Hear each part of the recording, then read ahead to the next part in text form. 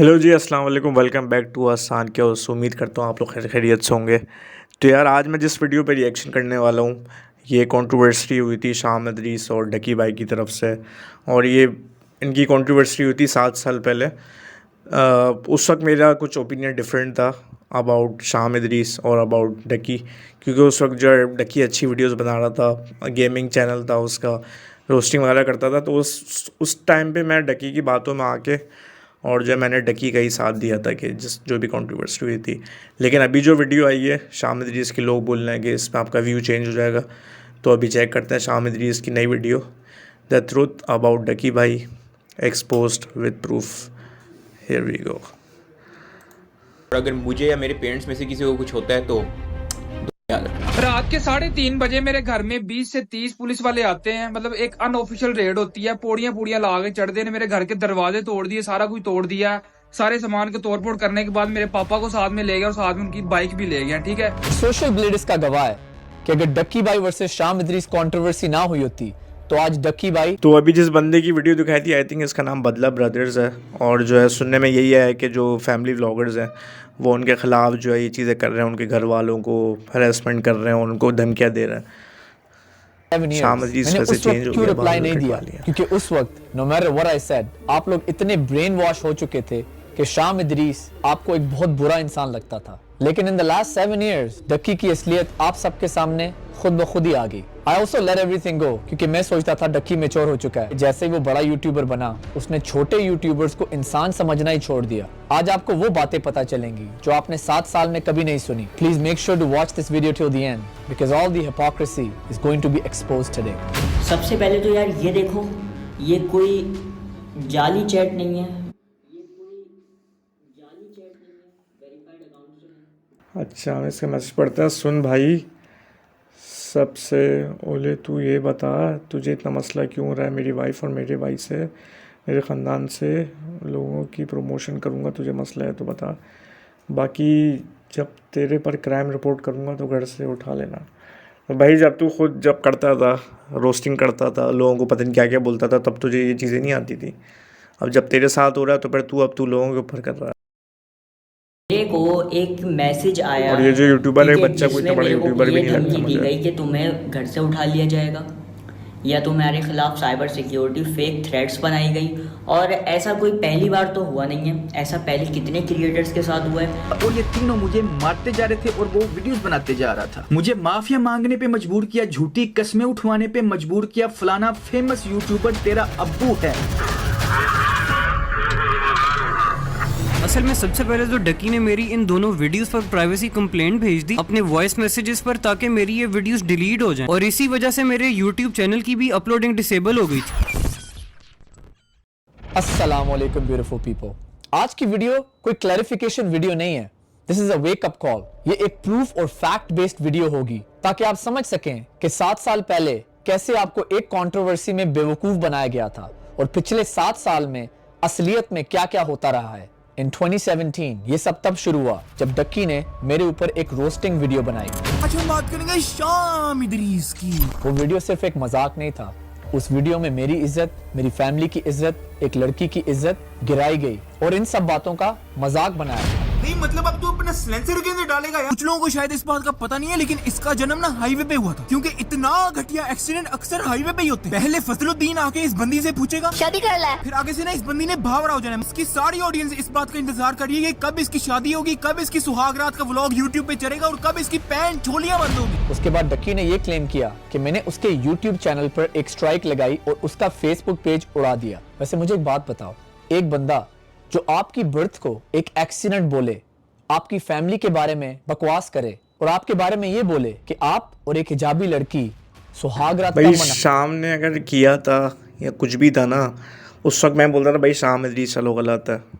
अगर डकी ये वाला हरकतें नहीं करता ना कि अभी जो जिस तरह की वो वीडियोस बना रहा है, तो फिर अगर वो नहीं बनाता तो मैं बोलता शाम इदरीस को अभी भी गलत है।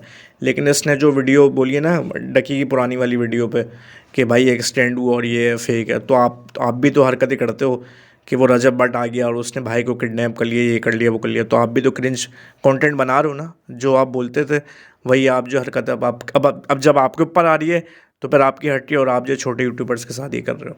तो आप कैसे रिएक्ट करोगे? क्या as a respectable Pakistani and a Muslim आप इस चीज के ऊपर हंसोगे, इसको रोज समझोगे, या फिर आप YouTube और Facebook से रिक्वेस्ट करोगे कि इतनी गलीज वीडियो डिलीट हो जाए? ये बात सब जानते हैं कि Facebook और YouTube सिर्फ एक स्ट्राइक पे किसी का भी पेज रिमूव नहीं करते। However, अगर आप अपलोड करते रहें ऐसा कंटेंट और ऐसी चीजें जो कम्युनिटी गाइडलाइंस के खिलाफ है, then Facebook will take action and remove your page. Ducky was uploading dirty things about me, my family, and that's why his page was removed. Ducky is absolutely right. उसने मुझे email भी की होगी, लेकिन मैंने उसे कोई रिप्लाई नहीं दिया क्योंकि मैं ऐसे इंसानों के मुंह नहीं लगना चाहता था। लेकिन वो रुका नहीं, फेसबुक पे, ट्विटर पे वो गंदी गंदी बातें लिखता गया just to get my reaction. Uncle Iblis was although saying I should respect women, bitch, Kandil Baloch was a woman too. तो अब क्या respect शुरू कर दें? Froggy just feel the bro and yeah, you did the biggest mistake of your life trying to fucking way.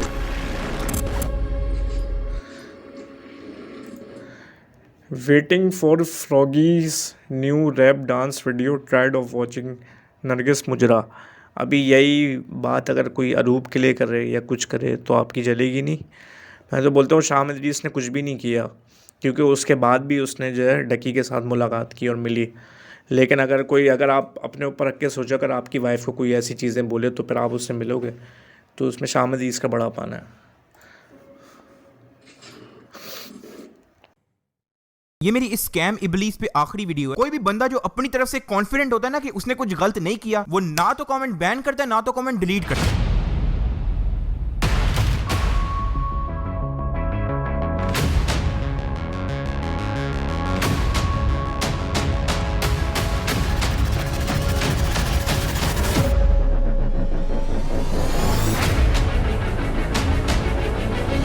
अब मैं तुम लोगों को असली वजह बताता हूँ कि इसने फेक, स्क्रिप्टेड और ड्रामा जैसे लफ्ज क्यों बैन किए। क्योंकि इसके प्रैंक्स होते हैं फेक, इसके व्लॉग्स होते हैं स्क्रिप्टेड। कभी इसके घर रात को $10,000 पड़े होते हैं, या तो कभी रात को इसको भूत लग जाता है। अब 70% अवाम जिनको पता है कि ये एक चुतियापा है, वो नीचे कमेंट करती है कि एक फेक प्रैंक है, स्क्रिप्टेड व्लॉग है। लड़ाई शुरू हुई, उन्होंने पिस्तौल कटी है, लेकिन एक किडनैपर ये कारमा हुआ है भाई डकी के साथ। यही जलालत आपने भी की है, फेक वाले कमेंट। और आई थिंक ये तलहा था जिसको आपने किडनैप करवाने की कोशिश की थी या जो भी था, तो इसलिए आपने उसका नाम भी बैन किया हुआ है और फेक भी किया हुआ है। फिर आप जो है शामदी इसको उस टाइम पे बोलते थे कि भाई ये कंटेंट पे अगर आप कोई भी कमेंट करोगे तो ये चीज़ें या ये वर्ड्स जो है या ये अल्फ़ाबेट जो है वो ब्लॉक किए हुए हैं। आपने भी तो सेम हरकत की हुई है ना। तो ये जो आपके जितने भी सब्सक्राइबर्स हैं सारे जलालत वाले हैं और लाना तब आपको सही पड़ रही है। ਪਿੱਛੇ ਵੇਟ ਕਰ ਰਿਹਾ ਜਦੋਂ ਰਜਬ ਨੂੰ ਆ ਕੇ ਫੜਨ ਲੱਗਦਾ ਕਿਡਨੈਪਰ ਐ ਦੁਨੀਆ ਕੱਢ ਰਿਹਾ ਜਿਹਨੂੰ ਪਿਛਲੀ ਵਾਰੀ ਕਿਡਨੈਪ ਕਰਕੇ ਜਿਹਦਾ ਬਦਲਾ ਲੈਣ ਆਏ ਨੇ ਮੁਨੀਬ, ਉਹ ਐ ਵਾਲੀ ਕਿਡਨੈਪਿੰਗ ਦੇ ਵਿੱਚ ਸ਼ੂਟਿੰਗ ਕਰ ਰਿਹਾ। कोई भी बंदा जो अपनी तरफ से कॉन्फिडेंट होता है ना कि उसने कुछ गलत नहीं किया, वो ना तो कमेंट बैन करता है ना तो कमेंट डिलीट करता है। चोर और झूठे बंदे की निशानी ये है कि वो छुपने की कोशिश करता है। तो इनको धमकी लगाने के बाद, इनकी फैमिली को अगवा करने के बाद रिप्लाई क्यों नहीं दिया? अस्सलाम वालेकुम बदला भाई, कैसे हैं आप? अच्छा ये है बदला। अल्हम्दुलिल्लाह ठीक ठाक, आप सुनाएं। आपके साथ डक्की ने किया क्या? सारा मामला तो ऑलरेडी यूट्यूब पे है। मेरा आईडी कार्ड, मेरा वो सारी चीजें मुझे सेंड करके कहता है एवरीथिंग हमारे पास है, तेरी हर गई। फिर उसके बाद इसने मेरी फैमिली का डाटा निकलवाया, मेरी फैमिली का डाटा निकलवा के मुझे भेजा कि भाई अब तेरी फैमिली का भी डाटा है हमारे पास, अगर तूने अब कुछ किया तो तेरी हर गई है। एक स्ट्राइक रह गई थी, मेरा चैनल उड़ जाना था। मैंने फिर इससे बात करना ही बेहतर समझा कि बात कर लेते हैं। बात करने के बहाने कहता है मैंने मिलना है। मैंने कहा नहीं मिलना नहीं, ऐसी बात। कहता मिलना।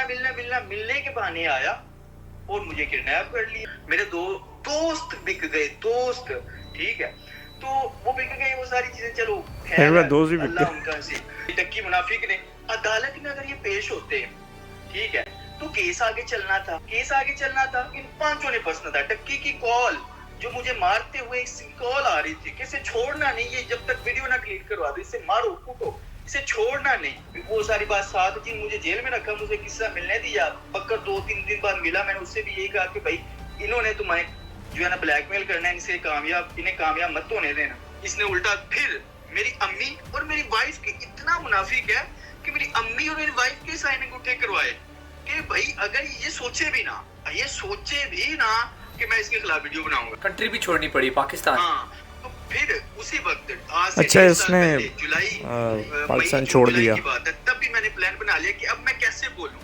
मैंने मरी में मेरे पास सबूत है सारे, मैंने मरी में लोगों से राब्ता किया कि मैं चलो मरी चला जाता हूँ या मैं किसी दूसरे सूबे में चला जाता हूँ, छुप जाता हूँ लोग। लेकिन फिर मैंने सोचा पाकिस्तान में जहाँ भी रहूँ मिल तो मैंने जाना। ठीक है, चलो अब मुझे सिचुएशन तो समझ आ गई है। तो यार सॉरी टू हियर कि आपके साथ जो सारी नाइंसाफ़ी हुई है, कोई आपके साथ खड़ा है, अपनी कंट्री को छोड़ के ऐसे चले जाना किसी और की वजह से। वही ना, मैं लड़ा हूँ, मैं थक गया हूँ लड़ के, मेरे साथ कोई बंदा नहीं खड़ा हुआ। ये मैडम फ्रॉगी, इसको मैंने हार्डली अपनी वीडियो में मुंह लगाया उन्हें, लेकिन फिर भी इसको पता नहीं इन्वॉल्व होने का इतना शौक है। इस फ्रॉगी ने अपनी औकात दिखाते हुए ट्वीट किया जिसमें ये हैशटैग डालती है, hashtag small YouTube army, hashtag Pakistanis, और आगे बीमार शक्ल वाली इमोजी डालती है जिसके मुंह में थर्मामीटर है। हेलो, अस्सलाम वालेकुम। वालेकुम अस्सलाम। मैंने आपको बताया था कि अच्छा, अभी फ्रॉगी, आई थिंक इसका नाम सहर है, और एक और सीन सुनने में आया कि शाम इदरीस का और फ्रॉगी का आई थिंक डाइवोर्स वगैरह हो गया, और इनकी जो बेटी है वो अभी भी शाम इदरीस के ही पास है। 7 years ago जो कुछ हुआ, मैं उस पर एक वीडियो बना रहा हूँ। So I have some questions for you, are you ready? I didn't think कि अब मैं इस बारे में बात करूंगी, लेकिन कोई बात नहीं है, I don't mind. So the first question is, Ducky claims in your tweet you didn't mean Ducky as a tiny YouTuber, but you meant all the Pakistanis are tiny and they live in their tiny huts. First of all मैंने पाकिस्तानियों को कभी tiny नहीं बोला, क्योंकि ये उस time हमारा नाम यूज करके हमें डीफेम करके व्यूज और फेम गेन करना चाह रहा था। इसको मैंने टाइनी बोला था क्योंकि इसकी बातें ही ऐसी थी। मैंने किसी यूट्यूबर दूसरे का नाम भी नहीं लिया, मैंने तो इसको बोल दिया ना कि ये हट में रहता है, और ये इतना ऑफेंड हो गया कि इसने मेरे वर्ड्स को मैनिपुलेट किया। लेकिन जो इसने मुझे बातें की थी, किसी ने उस टाइम ये नहीं सोचा था कि ये क्या मुझे बोल रहा है। मैंने उसका जवाब तो सिर्फ ये दिया ना कि एक 20 साल का लड़का है जो टाइनी यूट्यूबर है। की बात टाइनी हट्स की, आई फील लाइक उस वक्त क्या कोई कमेंट बात किया सुनने को तैयार भी क्या नहीं क्या था। ट्वीट थी, और But you have to उसके understand बाद what भी a ये hut बंदा मिला। means. Hut is actually very beautiful. It's just a small place where you live. It just means it's a smaller place. तो जहाँ से ये वीडियोस बना के हमारे बारे में गंदी गंदी बातें बोलता था, वो एक जगह छोटी सी थी। ये खुद छोटा था। मैं अभी भी बोलूंगी, he is a tiny YouTuber and he was a tiny YouTuber. इसकी जो सोच है ना, वो बहुत छोटी सी सोच है। My second question is, जो उसने बोला रिस्पेक्ट हिजाब, आप डिस्ट्रैक्ट करती हो हिजाब पहन के। मैंने आज तक सोशल मीडिया पे ये नहीं बोला कि मैं फरिश्ता हूँ, ठीक है? मुझसे गलतियाँ हुई हैं, क्योंकि उस वक्त it was very hard for me to wear the हिजाब। ये तो अच्छी बात है ना कि इस बंदी ने जो है वो बात मान ली कि भाई मैंने हिजाब पहन किया, जो भी रैप किया, और वो उसकी पर्सनल चॉइस है भाई। वो आप कुछ कोई नहीं होता कुछ बोलने वाला, वो उसका और उसका अल्लाह का मामला है, या जो भी इसका शौहर है वो उसको मना करते हैं, जो भी करता है, इस पर हम जज करने वाले नहीं हैं। लेकिन ये हिजाब टाइप पहन के डकी जो यूं कर रहा है हरकतें, तो क्या ये गलत नहीं है? और कितने लोगों ने हिजाब उतार दिया। मैं एटलीस्ट कोशिश करी थी अपनी साइड से। अब देखो, मुझे 10 साल हो गए, मैंने हिजाब पहना हुआ है, अल्लाह का शुक्र है। मैं चाहती हूँ मेरे बच्चे भी हिजाब करें। And now obviously you learn from your mistakes going forward. मुझे पता है कि मुझे क्या नहीं करना, क्या करना है।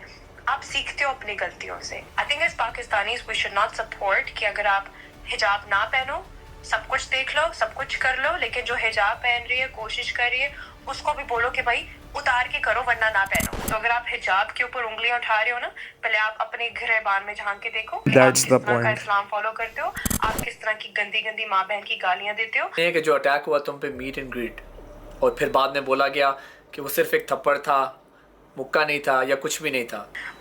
हमारे आसपास जितने भी लोग थे, जैसे फेलो यूट्यूबर्स थे, कुछ अच्छा, अटैक भी हुआ था इनके ऊपर? हाँ, आई थिंक मुझे याद है, क्योंकि जब ये लोग आई थिंक लकी वन आए थे, पता नहीं किधर आए थे, डोलमेन आए थे, तो इनको बहुत ज़्यादा पोक कर रही थी आवाम, और जो इनके खिलाफ नारेबाजी कर रही थी। अंडरस्टैंड कि this is gone to a very extreme level, ठीक है? लेकिन जो वो वीडियो बन गई थी, लोगों ने बोला मेकअप लगा दिया तुमने, तुम्हें पंच नहीं मारा, थप्पड़ मारा था। हेटर्स बनाए गए ना हमारे खिलाफ, उनको इतना ब्रेन वॉश किया गया है। उनके दिमाग में एक औरत को थप्पड़ पड़ जाए वो ठीक है, लेकिन मुक्का पड़ जाए, वो मुक्का बोल रही है, तो शी इज अ लायर। माफी अल्लाह से आप मांग सकते हो, लेकिन मैं इंसान हूँ। मैं उन लोगों को माफ नहीं करूंगी जिन्होंने मेरे अटैक होने पर कैश इन किया, वीडियोस में बे पंच मारा, थप्पड़ मारा तो ना एक लड़की को, One thing I want to say is I salute Shamir Abbas Shah because he's always been there through our hard times, even our good times. आपको फिर ऐसे पता चलता है कि दोस्ती कैसे होती है. मेरे लिए सबसे दुख और हॉट टाइम पता है क्या था? जब कराची की एक मीट एंड ग्रीट पे किसी इंसान ने फ्रॉगी को उल्टे हाथ का मुक्का या थप्पड़ मारा, और ये बात मैंने जब पब्लिक में प्रूव करने की कोशिश की तो इसके और इसके दोस्तों ने ये बोला कि शाम झूठा है, क्योंकि शाम कहता है कि मेरी बीवी को एक मुक्का पड़ा है, लेकिन वो मुक्का नहीं एक थप्पड़ था। शायद उस वक्त आप लोग थोड़े यंग थे और इमेच्योर थे। अब आप मुझे एक बात बताओ, अगर आपकी बीवी आपके साथ कहीं बाहर पब्लिक में है और कोई इंसान उसको एक थप्पड़ या मुक्का मारता है, इज इट ओके? भाई ओके नहीं है, जाहिर सी बात है। उस वक्त जो है हम लोग की एज नहीं थी तो वो चीज़ हम नहीं समझ पाए। भाई भले मुक्का हो या चमाट हो, जो भी हो, लड़की को लगा है तो वो गलत था, और उस वक्त हम ये बात शायद नहीं समझ पाए क्योंकि हम लोग छोटे थे, हम अंधे थे डकी की वीडियोस में उस वक्त, ये कह सकते हैं। एक थप्पड़ मारा है। ओह शिट, वाकई में किसी ने मारा है?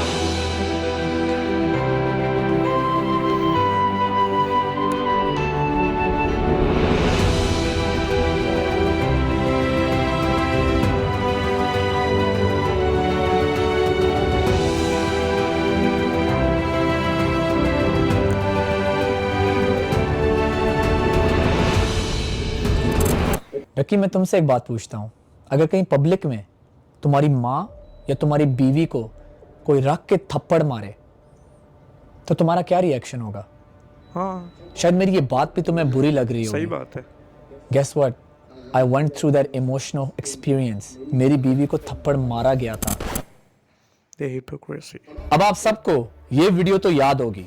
शाम ने ये चीज देखी, उसको पता लगा कि वो झूठा साबित याद होने है। वाला है। इसने मुझे और मेरे पेरेंट्स को धमकियां लगानी शुरू कर दी। अब उसने इस वीडियो में बहुत सारी बातें की कि अगर मैं एक एक करके एक्सप्लेन करूं तो ये वीडियो 1 घंटे की हो जाएगी। So let me explain this as an overall video. उसने मेरे उन दोस्तों को डाला जिनसे मैं बात नहीं करता था और ये बताया कि शाम Idris threaten my family. First part, Shavir ने इसकी वीडियो में एंट्री मारी क्योंकि मेरी और शावीर की उस वक्त थोड़ी सी लड़ाई थी, जैसे अच्छे दोस्तों में लड़ाई हो जाती है, और since then you have seen him in many of my videos and everything is good between us. मैं सिर्फ एक बात बोलूंगा और समझने वाले खुद ही समझ जाएंगे। अगर आपकी किसी इंसान से लड़ाई होती है और आपका बहुत अच्छा दोस्त उसके साथ साइड करता है, नॉट ओनली दैट बल्कि अपने चैनल पे एक वीडियो भी अपलोड करता है, Sham Idrees needs to stop just because आपके दुश्मन को व्यूज आ रहे हैं, तो क्या वो आपका दोस्त होगा? इसीलिए मैं उस इंसान से बात नहीं करता। अब दूसरी चीज, शाम इदरीस थ्रेटन माय फैमिली। इसने 2 प्रूफ दिखाए, एक शामीर और मेरी एक स्क्रीनशॉट जिसके अंदर अपेरेंटली मैं शामीर को कोई कोड वर्ड बता रहा हूँ कि मैंने डक्की को कैसे चुकवाना है, और दूसरा कि मैंने उसके डैड को एक कॉल करवाई जिसमें मैंने ये बोला। डॉक्टर साहब, आप साहब रहमान से मालूम है? हाँ जी। मतलब आपको मालूम है कि आपका पिता जो है वो साइबर क्राइम्स में मुलविस है? खैर, मैंने अपने फादर को शाम वाला सारा सीन बताया था तो उनको पता था कि ये कॉल उसी ने करवाई है, तो उन्होंने ये कह के कॉल काट दी कि जो भी बात करनी है फेस टू फेस करो। देखो, मैं इस चीज को डिफेंड नहीं करूंगा, शायद मुझे ये कॉल नहीं करवानी चाहिए थी। अगर कोई आपके बारे में और आपकी फैमिली के बारे में वीडियोस अपलोड कर रहा हो, फिर जब आप उससे ऑफलाइन बात करें तो वो इतना रिस्पेक्टफुल और अच्छी बात करे, लेकिन वो ये ना चाहता हो कि आपकी और उसकी जो अच्छी बात हुई है कहीं वो उसकी ऑडियंस को पता ना चल जाए, क्योंकि उसने तो सारे सब्सक्राइबर्स ही हेट शाम इदरीस से उठाए थे। अगर सारे सब्सक्राइबर्स को पता चल जाता तो उसकी सारी वैल्यू तो खत्म हो जाती। पाकिस्तान आए साथ से कम बात तो करनी चाहिए यार। हाँ sure, thank you so much. हम दोनों का ईगो था, जो कुछ भी था, मिसअंडरस्टैंडिंग थी, जो कुछ भी था वो it's in the past, you know, move on and everybody should be friends. ये अभी भी बहुत बड़ी बात थी कि उस वक्त, मतलब उस वक्त इतनी पुरानी बात नहीं हुई थी कि अगर आपकी बीवी को कोई ऐसे ट्वीट कर रहा है और उसके हिजाब का मजाक उड़ा रहा है या आवाम जो है उसको मार रही है, जो भी कर रही है, और स्टिल बंदा उससे कॉल पे बात कर रहा है कि भाई जो भी था उससे मूव ऑन कर देते हैं, इससे और क्या बड़ी बात हो सकती है? बिल्कुल ठीक है, चलो बस मैंने कहा तुमसे सलाम दुआ कर लूँ, ये फिर शामीर से बात कर लूँ। या यूट्यूब, मैं चाहता हूँ आप इस चीज़ पे कॉन्सेंट्रेट करें। मतलब आपको मालूम है कि आपका पिता जो है वो साइबर क्राइम्स में मुलविस है? ये थ्रेट नहीं थी, ये एक फैक्ट था, क्योंकि मैंने इस पे साइबर क्राइम का केस भी किया था। और इस पूरी कॉन्वर्सेशन में क्या कहीं पे हमने बोला कि हम आपको चुकवा लेंगे या हमने इसके घर में एंट्रेंस मारी? बिल्कुल नहीं। कॉल का कॉन्टेक्स्ट समझें। आपका बेटा साइबर क्राइम में इन्वॉल्व्ड है। डकी, ऐसी ट्वीट्स लगाना, ऐसी गालियां देना, इस किस्म की बातें करना पाकिस्तान में साइबर क्राइम है। अस्सलाम वालेकुम शामिर, कैसे हो? सलाम ब्रो, आई एम गुड। तो ये कैसा हो गया शेव शामिर? कर लिए तुमने है? बस new look, you know, chisel jaw line I have right now. Shamir, तुम क्यों चाहते थे कि मैं और डकी दोस्त हो जाएं? क्योंकि जब वो कॉल हुई थी तो तुम्हारे फोन से हुई थी। Why did you want us to be friends? Because when I met you, you were a nice guy, ठीक है? We had good relationship, ठीक है? सारा कुछ मुझे पॉजिटिव लगा आपकी साइड से। मुझे आपका कंटेंट जो था वो मुझे पॉजिटिव लगा कि यार लाइक फैमिली व्लॉग्स है, लेकिन फैमिली वाले व्लॉग्स है। ये नहीं कि फैमिली व्लॉग करके बेआई गंदगी फैलाने वाला सांप है। लोगों की वाइफ को कहता है कि तुम हिजाब पहन के डांस करते, तुम्हारी वाइफ हिजाब के बगैर नाच रही होती है हर जगह, ठीक है? So weird. यही वाला मैंने पॉइंट बोला था कि आप जो है उसकी बेगम को बोल लो कि हिजाब पहन के डांस कर रही है। आप जो अपनी बेगम को पूरा दुपट्टा ही उतरवा देते हो और आप क्या क्या हरकतें कर रहे होते हैं वो सब दिख रहा होता है। व्यूज़ के चक्कर में पैसों में आप इतना अंधे हो गए कि आपको नहीं पता कि आपकी बेगम क्या पहनी हुई क्या नहीं पहनी हुई, और आप उस वक्त ही कैमरा लेकर आ गए उसके सामने। डकी ने अपनी वीडियो में बोला कि I want to kidnap him. What did that mean? उसने तुम्हारा कोई वॉइस नोट प्ले किया था। तो आपने कहा मैं भी बड़ी चीज हूँ, मैं भी इसको चुकवा दूंगा फलाना फलाना। तो आपने गुस्से में बोला था। So I told him that thing, और बाद में आपने कुछ नहीं किया, राइट? कोई किडनैप नहीं किया, कोई इसको फिजिकल नुकसान नहीं पहुंचाया, नथिंग हैपेंड। लेकिन अगर आप उसकी हालत देखें इस वक्त, आपको पता है इस वक्त पूरे इंटरनेट में मशहूर हुआ हुआ है, ठीक है? इससे पहले इसने बदला ब्रदर के साथ किया। उससे पहले this guy was requesting me to kill someone. Can you believe? Ducky ने मेरे पास आज प्रूफ है, ठीक है? अगर ये बाप के है ना, मैं इसको चैलेंज करता हूँ, ये ले आए कुरान। बाद में मुझे कहता है काम कर, अपने आर्मी के मैस में बुला उसको, मैश में, और उसको मरवा दे किसी तरीके से। लेकिन डक्की ने इस पूरी चीज का फायदा उठाया और लोगों को ये बताया कि शाम एक गुंडा है, वो मुझे उठवा लेगा। अगर मेरी और मेरी फैमिली को कुछ हो जाता है तो दुआओं में याद रखना। और अगर मुझे या मेरे पेरेंट्स में से किसी को कुछ होता है तो दुआओं में याद रखना। लेकिन अब कुछ साल बाद असलियत तो आपके सामने आ ही गई है। गुंडागर्दी, डराना धमकाना और अपना पैसा जो हर जगह शो ऑफ करता है, उसको यूज करके लोगों को चुकवा लेता है। उसके बाद ये लोग जो है वो मेरे वाले साहब को वहाँ से घर से उठाते हैं। साथ में उनकी जो बाइक नहीं, मैंने उनको गिफ्ट की थी 3 लाख रुपए की 125, वो भी चौक के लाए गए। पिछले 15-20 दिनों से तो वैसे ही मैं अपने घर गया ही नहीं। उसके अलावा मेरा कारोबार सारा का सारा बंद है। मेरी सारी की सारी टीम वापस चली गई अपने अपने घरों में। मुझे डेली लाखों का नुकसान हो रहा है। ऊपर से मुझे इस पर भी धमकाया जा रहा है कि तेरा काम तबाह कर देंगे, तुम्हें काम नहीं करने देंगे, तुम्हें ये कर देंगे, वो कर देंगे। डक्की की सबसे बड़ी हिपोक्रेसी ये है कि उसने हमेशा मुझे फेक और क्रिंज कंटेंट क्रिएटर बोला। यहाँ तक कि उसने मेरी डेली व्लॉगिंग का मजाक भी उड़ाया और बोला डेली व्लॉगर्स तो वॉशरूम में कुछ ऐसा करते हैं। Hey guys, I just took a tutty right now, like 5 minutes ago, and you're not going to believe, it just got invisible. Look at this, guys. Someone is pranking me. Oh my god. शायद आप लोग अभी तक नहीं समझे, पाकिस्तान में उस वक्त सिर्फ डेली व्लॉगर एक था और वो मैं। डक्की ने मेरा पत्ता काटा और कुछ अरसे बाद खुद डेली व्लॉगिंग शुरू कर दी। हाँ जी, तो भाई व्लॉग बना रहा है आपका भाई। यार मैं तुम लोगों को बता रहा हूँ, मेन चैनल पे जो है ना इनएक्टिव रहना मुझे पसंद नहीं है। तो मैंने सोचा कि जब रोस्टिंग किसी की बुन लेने का नहीं अगर मौका मिल रहा है तो फिर व्लॉग ही बना ले। और फिर जो कंटेंट खुद उसने डेली व्लॉगिंग में बनाया वो तो आप सब बहुत अच्छे तरीके से जानते हैं। अगर आपको याद हो, डक्की ने एक मीम बनाई थी, कुछ भी दिखाया जा सकता है, और डक्की ने इस चीज को खुद ही प्रूव कर दिया। अपनी व्लॉग्स में वो बहुत भोला और मासूम सा इंसान दिखता है, लेकिन रियलिटी में उसका ये चेहरा है। और पीछे से मुझे घर से कॉल आती है कि घर में पुलिस आ गई है। 30 से 40 लोग मेरे घर पे आते हैं। और देखिए, ये अगर बात मेरे तक रहती ना तो शायद मैं थोड़ा सा किसी तरीके से राजीनामे की तरफ आ जाता या चीज़ों को हम कंट्रोल कर लेते। लेकिन मैंने मेरे प्यो दी कसम है, जब मैं पीछे हट जाऊँ तो मैं जहाँ तक जा सकता हूँ ना लीगली तौर पे मैं जाऊँगा। I have everything on you, your child, your wife, your sister। और तकलीफ से याद आया जब मैंने सहर हयात पे एक्सपोज बनाया था के जरिए नेक्स्ट एक्सपोज बनाने से रोक रहा था। ये तो आहिस्ता आहिस्ता हमारी सारी पोलें खोल देगा। देखो डक्की, मुझे चुप करवाना है ना, मुझे चुप करवाना चाहते हो ना, तो मर्दों की तरह दलील के जरिए चुप करवाओ, दलालों के जरिए ना करवाओ। Teaching a skill online is not wrong, लेकिन फ्रॉड नहीं करना चाहिए। डक्की से 1 महीना पहले मैंने भी एक प्रोग्राम लॉन्च किया है जिसका नाम है millionairinfluencer.com, जहां पर मैं लोगों को सिखाता हूं how to become a youtuber, how to get over hate, things जो मैंने लर्न किए इन द लास्ट 12 years। लेकिन डक्की, अगर तुम एक प्रोग्राम लॉन्च करो और फिर अपने पार्टनर्स के साथ डिस्कस करो, वो पार्टनर्स जो चाहते हैं कि लोगों को फुद्दू बना के उनसे पैसे निकलवाएं। That's the wrong mentality. शायद तुम्हारा प्रोग्राम भी अच्छा हो, शायद तुम लोगों को एक अच्छी चीज सिखा रहे हो, लेकिन इशू इज तुम और तुम्हारे पार्टनर्स की नीयत ही खराब है। आई होप कि अब आपको ये समझ तो आ गई होगी कि 7 साल पहले जिस इंसान को आप मासूम समझते थे वो असल में कितना बड़ा क्रूक है। उसने सारे पाकिस्तानी भाइयों और बहनों को कितना बेवकूफ़ बनाया, मुझे फेक और क्रिंज कहा, मुझे गालियां दी, बोला शाम इदरीस दल्ला है, स्कैम इबलीस। मेरे डैड का नाम है Idris, which is also a profit name. आप 1 मिनट के लिए सोचो कि मेरे डैड को कैसी फीलिंग आई होगी जब उनके नाम को इबलीस कहा गया।